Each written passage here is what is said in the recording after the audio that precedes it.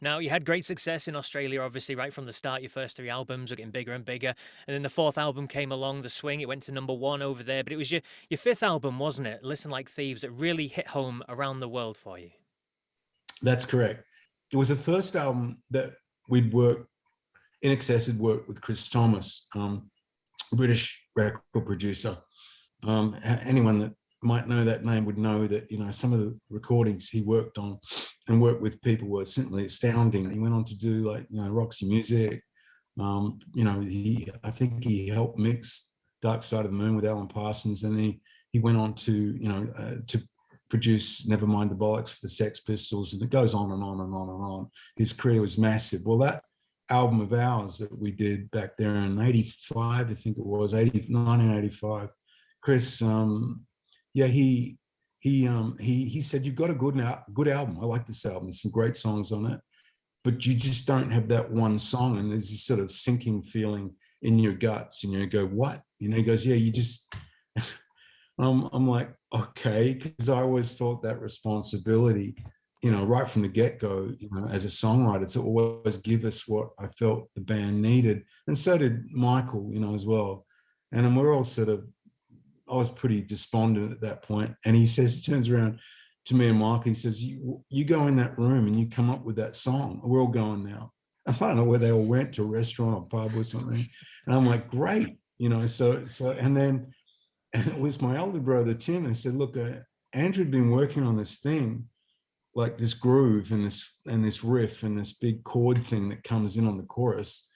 And he said, why don't they work on that? And I thought, actually, it's not a bad idea, because it didn't have a name then. So Michael and I just played it over and over and over again, which is the demo for What You Need. And then it became that, and we just made it like an upbeat, feel-good song. And it went huge, and it went top 5 for the first time in the United States. And what I didn't realize we were doing at the time, I mean, we kind of thought we knew what we were doing, was melting that funk groove in with rock, so that, you know, and fortunately for us, we got right on the beginning of a train of people, you know, that came along with or after us that went, oh, that sounds really good, because it's got the power of rock, but you can still dance to it, Yeah. you know. Fantastic. And as you said there, it Yeah. went top And 5 in the US, and that was huge and made you superstars. But then, was there any pressure to then come up with the album which then followed that? yeah, sure was. And so, like, you know, I remember our manager, Chris Murphy, who sadly passed away about a year ago, he called me at home. Back then I was living in Sydney. Obviously, you can see behind me, I don't live in Sydney anymore. But he calls me and he says, you know, did you know that your songs, you know, go on top 5 in the United States? And I said, I had no idea. And he said, that's amazing. You should go out, you know, have a drink, you know, go party or whatever. I'm like, okay. And I'm like, thanks. I put the phone down. And the first thing I did was call Michael. I said, Daddy, how do you feel about that? I don't know why. I feel kind of strange about that. You know, I should feel really excited. And he said, I feel exactly the same way. And we worked it out. And we said, well, I know. What do you think? And we came up with the conclusion that now we have to go do something better than that.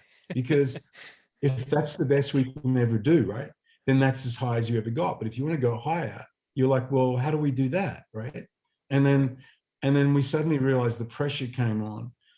And that's why we were then on that same tour for Listen Like These. We were on a bus in Germany, I think it was, and we were all talking about it as a band. And Michael and I suggested to the band, we weren't being clever or greedy or anything. We said, look, we've had this big hit, and there's something that Michael and I have gotten onto with this sort of groove funk thing. Why don't we explore that more? And the two of us will write some more songs like that, and we'll go down that road. And to our surprise, the band guys very, very intelligently said, that's a great idea. Why don't you two do that? Why don't you just write the entire album? Now, right there is a very unusual thing to come from a band. Like most bands, no, this is mine. No, this is mine. That's not yours. That's a lot. Most of them are like that, you know, and that's where they get into big problems, you know. But these guys were very clever, and they said, no, you guys do that. And we were like, no responsibility, right? you know, right? Because we wanted it, and they're like, now you've got it, you know. So we're like, okay, and that's where Kick came from. And then we had 5 top 10 hits around the world off that one album but we felt that we had the support of the people in the band. And that was just a win, win, win, win for everybody. It was a win for the band. It was a win for the band's fans. It was a win for Michael and I. It was a win for everybody. And the label, you know, especially in America, honestly, this is a true story. When we took it to them, they went, "What's this?" And we said, "It's Kick. It's our album." They're like, "Well, we don't understand it." Okay, because this is 1987, right? Yeah. They're like, "We don't understand this record." We're like, "We'll give you a lot of money, go back and re-record it. Can't you guys just do like a hairband thing and just put on some spandex and play the game?" We're like, "No, this is our album and we really love it, you know." And again, it was Chris Thomas producing the thing, and he loved the album too. And we were very excited about it, but we didn't know what to do with it, because you couldn't take it to anybody that went, "Oh, we know what this is. Sure, don't worry, guys, we'll handle this. We'll handle it. We'll take it from here. Okay, don't worry about it." You know, there wasn't anybody to take that to. So we, you know, to give credit to our old manager Chris Murphy and other people, brave people in the record labels, who went, "Okay, we'll give it a go," and then look what happened. You Look know, what happened you know. indeed. I mean, from that pressure that you talked about of having to come up with a follow-up to something like that, you did bring out Kick, as you say, and 7 times platinum in Australia, 6 times platinum in the US, 3 times platinum here in the UK, diamond certified in Canada. It literally Yeah. catapulted you guys to being one of the biggest bands on the planet. And another quote that I found from you that I really loved, and you said, anyone can write a song that sounds contemporary, but we wanted our songs to sound like the future.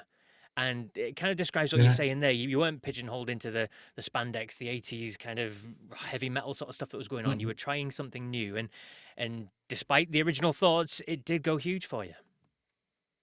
Yeah, and for that's right. And fortunately for the record labels too, you know, because they didn't really like our band. Honestly, I don't think they really. Some of them did. Some of the record company people found us really intriguing, because we would constantly change our style of music as a band all the time. We were always experimenting, researching, trying to work out, you know, how can we do this a little bit differently, or what's happening over here? What are these people doing musically? You know, not just our own peers in the 80s, but what were people doing 2 decades ago? What do you think they're going to be doing next year? We're always thinking like that.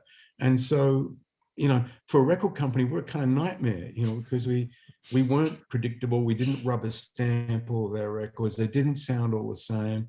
But Kick just did something that, and I've had 3, you know, artists who I admire greatly: Brandon Flowers from the Killers, Rob Thomas from Matchbox 20, and Pat Monahan from Train. Massive, massive bands.